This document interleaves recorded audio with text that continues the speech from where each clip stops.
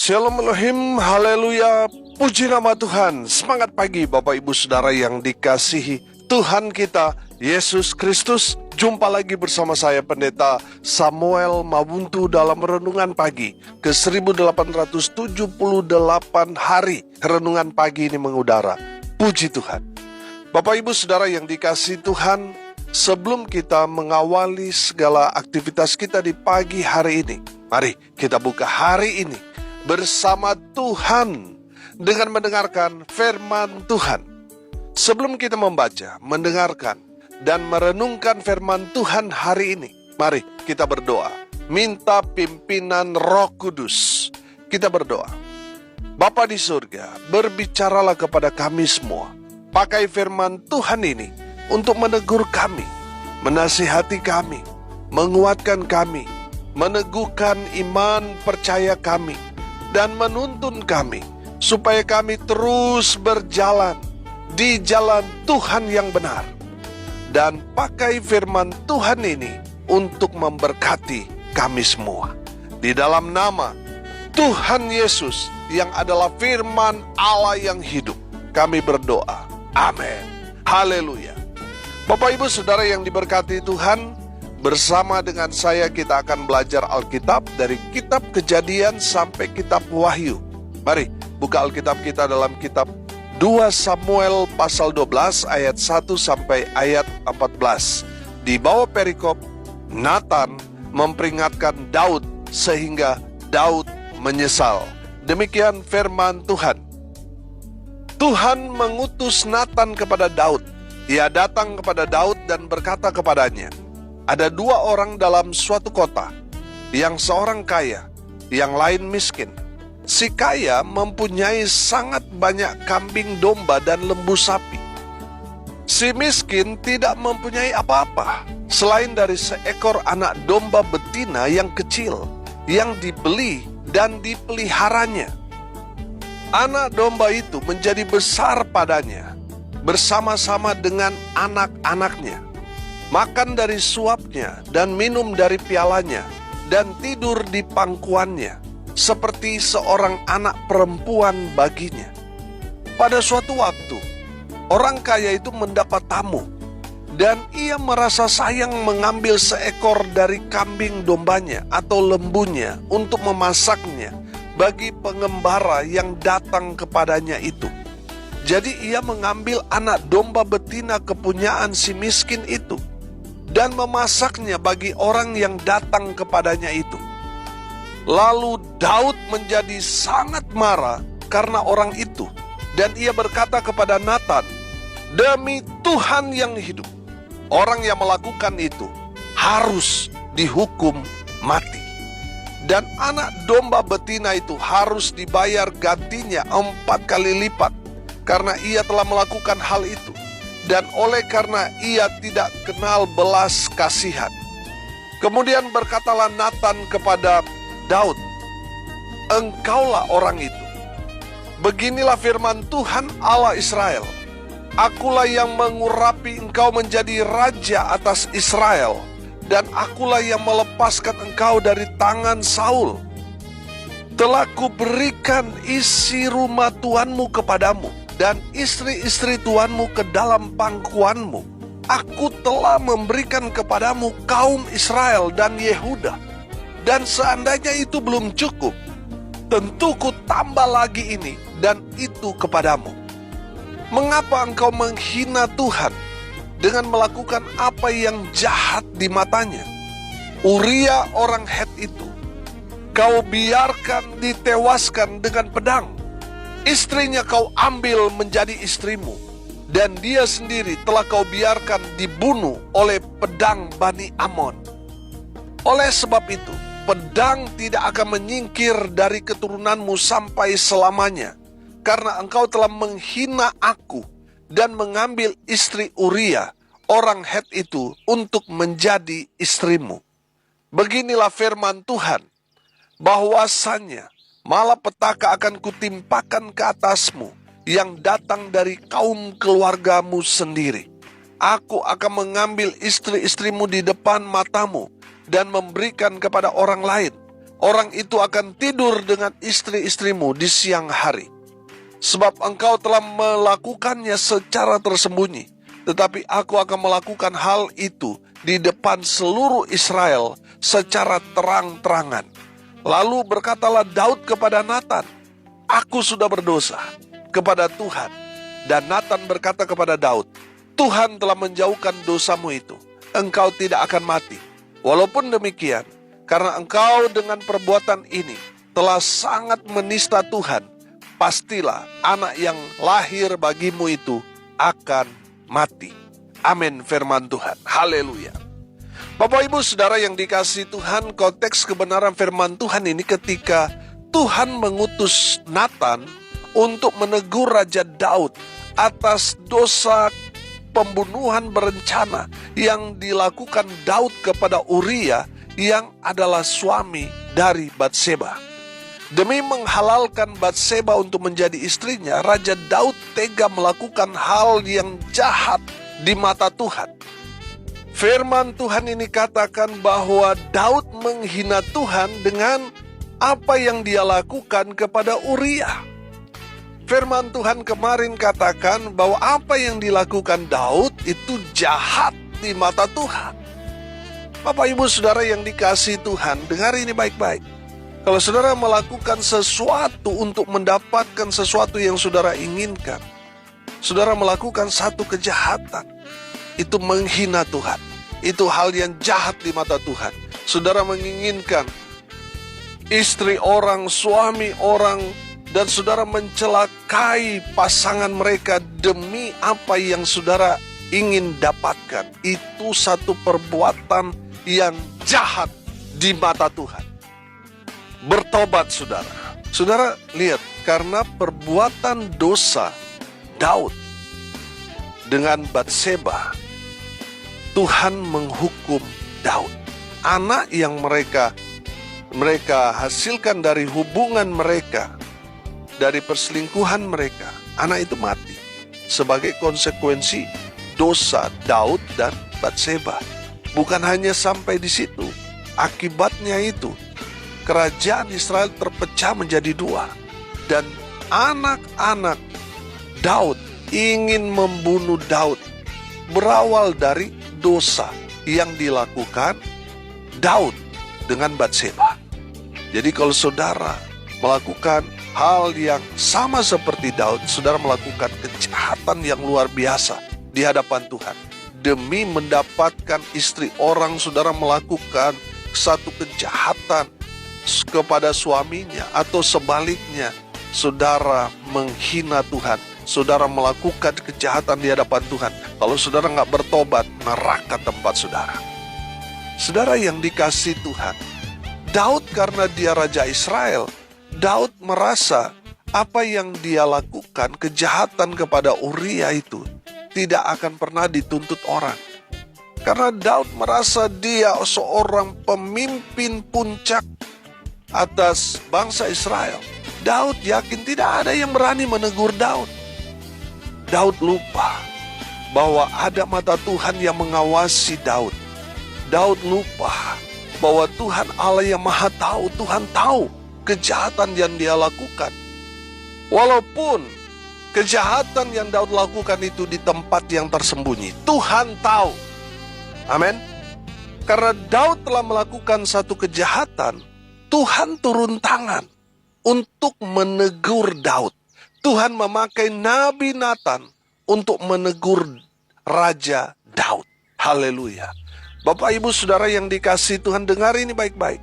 Kalau saudara buat satu kesalahan dan Tuhan kirim seorang nabi, seorang hamba Tuhan untuk menegur saudara, jangan marah kepada orang yang menegur saudara. Sebaliknya saudara introspeksi diri, bertobat. Amin. Sebelum murka Tuhan menghantam saudara, bertobat saudara.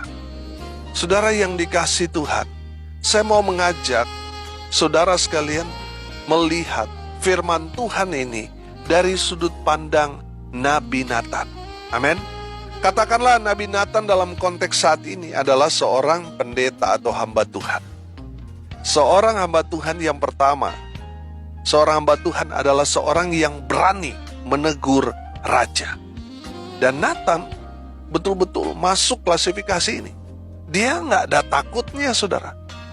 Ketika dia menegur Daud, saudara yang dikasih Tuhan, seorang hamba Tuhan harus berani menegur pejabat kalau pejabat itu sudah melenceng dari kebenaran firman. Sudah nggak benar hidupnya, saudara, tegur dia. Kalau dia karena kekuasaan dia korupsi, tegur dia. Jangan cuma iya-iya aja karena saudara mendapat amplop sehingga saudara takut menegur dia. Saudara yang dikasih Tuhan, kita sebagai hamba Tuhan itu harusnya pejabat-pejabat itu seperti perjalanan bangsa Israel. Sebelum mereka melakukan sesuatu, mereka harus dengar dulu firman Tuhan dari hamba Tuhan. Amin. Demikian juga dengan para pejabat-pejabat, jangan keraskan hatimu. Kalau hamba Tuhan menegur saudara, bertobat. Bukan mau sok karena saudara ada power, ada jabatan, ada kuasa, sehingga saudara mengeraskan hati. Kalau saudara mengeraskan hati, ingat, Saul ditolak Tuhan karena apa? Menolak firman. Jadi jangan karena saudara sekarang sudah jadi pejabat, sudah menduduki posisi-posisi strategis, lalu ketika ada hamba Tuhan menegur saudara, saudara balik marah, saudara. Jangan, bertobat. Saudara, seorang hamba Tuhan harus belajar dari Nathan. Dia berani menegur Raja Daud. Jadi seorang hamba Tuhan harus berani menegur pejabat yang mulai melenceng dari kebenaran. Berani menegur anggota dewan. Anggota dewan mungkin mereka ganas, galak ketika dalam persidangan. Tapi dengar baik, kalau saudara anggota dewan, dengar ini baik-baik. Saudara harus dengar teguran, terima teguran dari hamba Tuhan. Amin. Saudara, seorang hamba Tuhan harus berani menegur siapapun yang bersalah. Jangan takut. Kalau saudara takut menegur karena si A ini orang kaya, banyak memberikan persembahan, pengorbanan untuk pelayanan gereja saudara, lalu dia hidup salah, dia hidup dalam perselingkuhan, dia jual narkoba, dia hidup judi, mabuk, dan berlaku kasar kepada istri anak-anaknya. Saudara sudah tahu sebagai hamba Tuhan, saudara sudah mendengar secara langsung, melihat secara langsung, tapi saudara nggak berani tegur karena dia orang kaya. Karena saudara takut nanti dia pindah gereja, nanti dia nggak lagi memberikan persembahan dan sebagainya.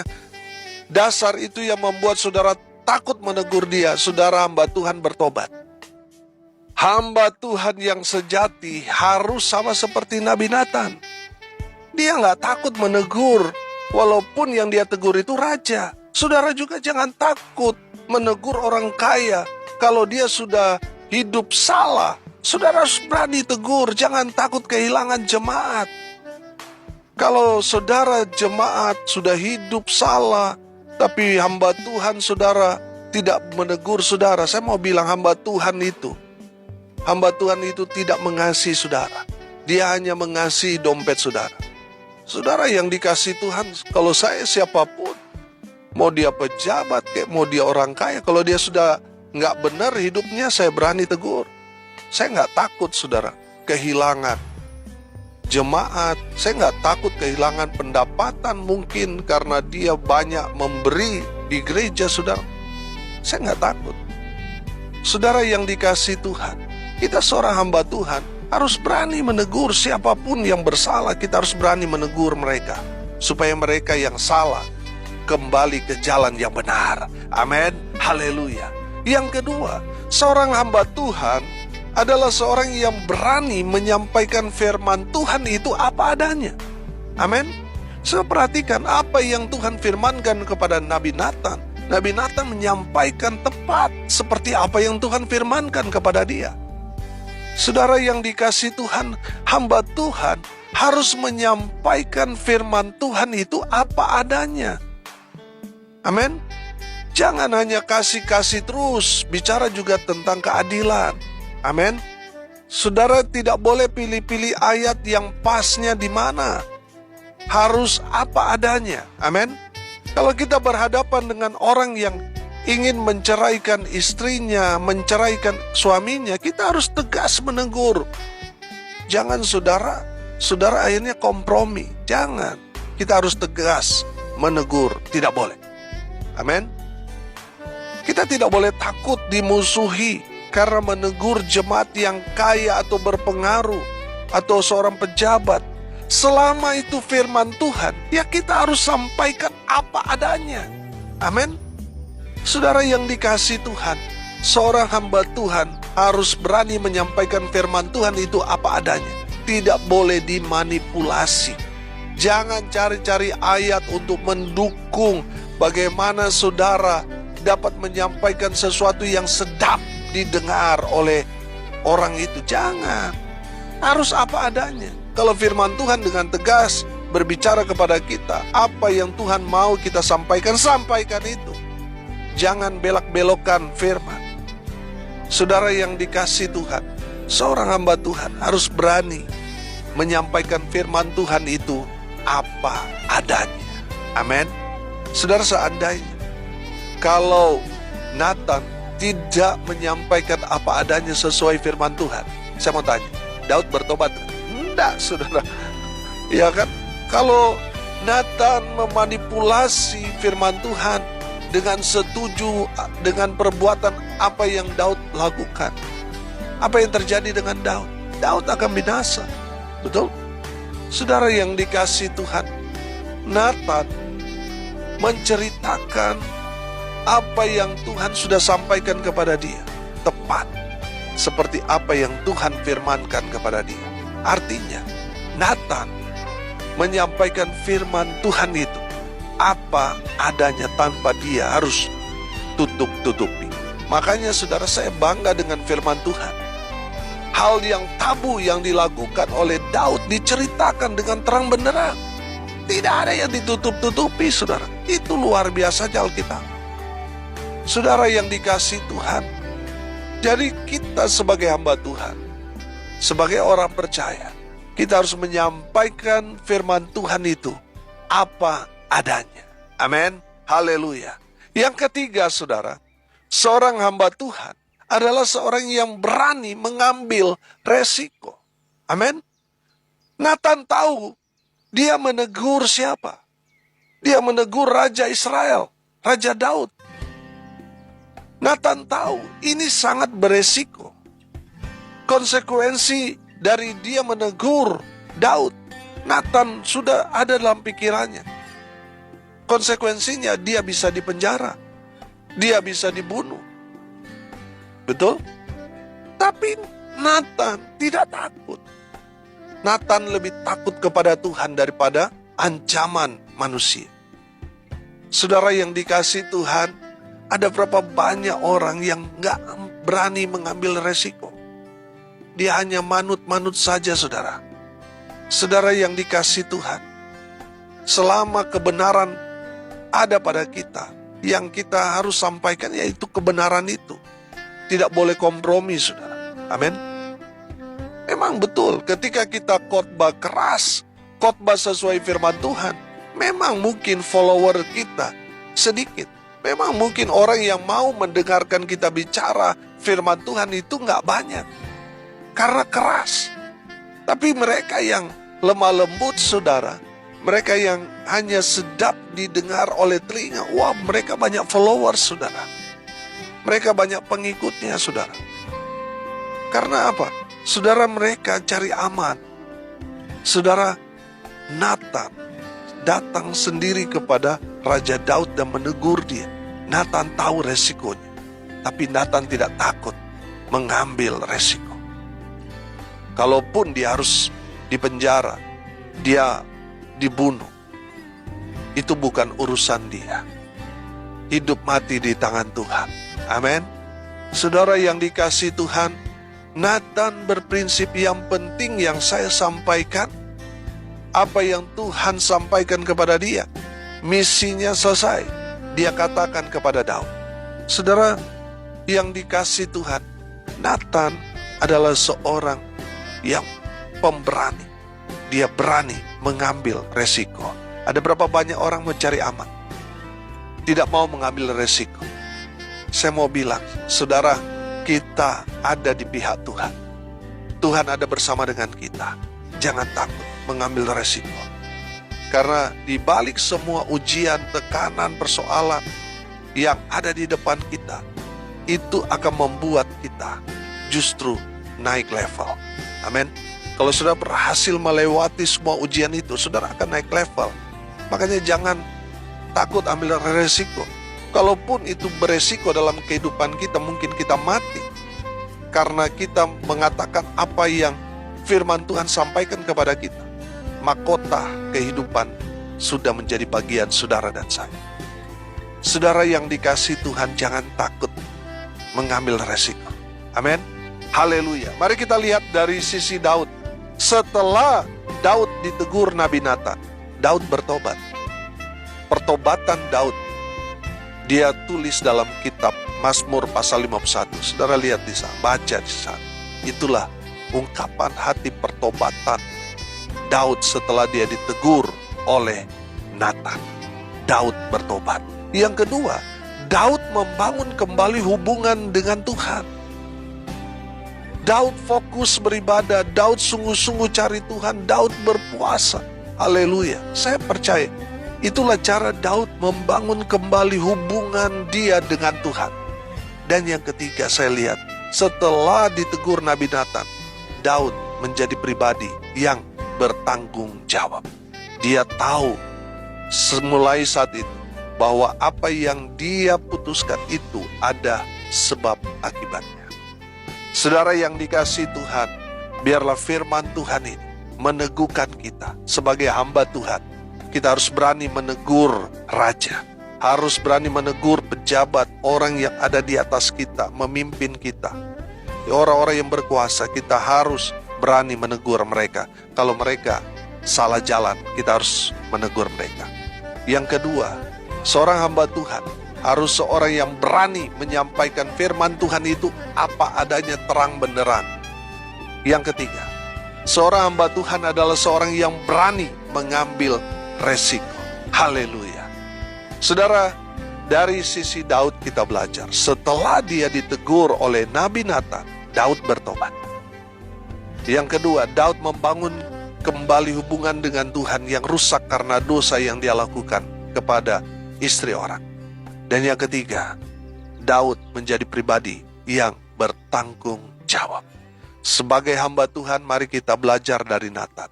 Dan kalau saudara jemaat, saudara seorang pejabat, dalam tanda kutip raja, saudara punya kuasa, saudara punya perusahaan, saudara punya kekuatan, saudara punya uang. Dengar ini baik-baik, ketika saudara ditegur oleh firman, bertobat, bangun kembali hubungan dengan Tuhan, dan jadilah pribadi yang bertanggung jawab. Amin. Mari kita berdoa. Terima kasih Bapa di surga atas kebenaran firman yang sangat memberkati kami. Berkati semua pendengar dimanapun mereka berada. Tuhan memberkati hidup mereka, rumah tangga, usaha, pekerjaan, pelayanan mereka diberkati Tuhan. Mereka yang sakit Tuhan sembuhkan, mereka yang lemah Tuhan kuatkan, mereka yang berduka cita Tuhan memberikan penghiburan pada keluarga yang ditinggalkan. Mereka yang hari ini berulang tahun, Tuhan Yesus memberkati mereka. Khusus untuk orang tua kami terkasih, Mami Wilhelmina Agustina Dendeng yang berulang tahun ke-75 tahun. Tuhan memberkati dengan umur panjang, kesehatan, kekuatan dari Tuhan. Terus menyertai orang tua kami terkasih. Di dalam nama Tuhan Yesus, untuk Papa kami juga Tuhan berkati ya Tuhan.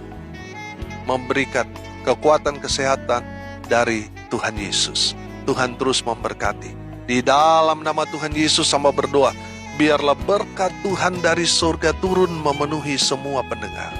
Bapak Ibu Saudara yang dikasihi Tuhan, arahkanlah hatimu dan terimalah berkat dari Tuhan Yesus. Tuhan memberkati engkau dan melindungi engkau. Tuhan menyinari engkau dengan wajah-Nya dan memberi engkau kasih karunia. Tuhan menghadapkan wajah-Nya kepadamu dan memberi engkau damai sejahtera. Di dalam nama Tuhan Yesus, sumber segala berkat. Bapak Ibu Saudara yang percaya, diberkati Tuhan, katakan amin. Puji Tuhan.